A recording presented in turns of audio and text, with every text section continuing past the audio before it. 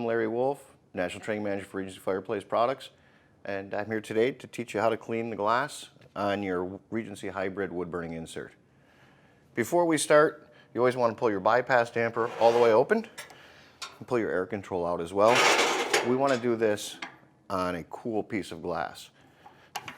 Open up your door. You're always going to want to use a ceramic glass cleaner on this glass. Never use anything that has ammonia in it.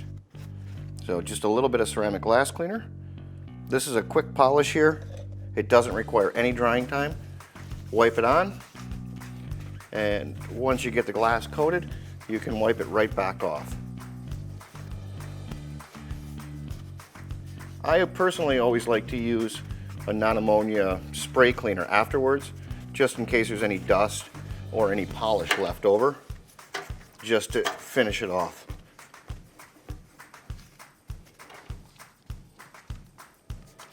Just a quick spritz. Again, non-ammonia glass cleaner.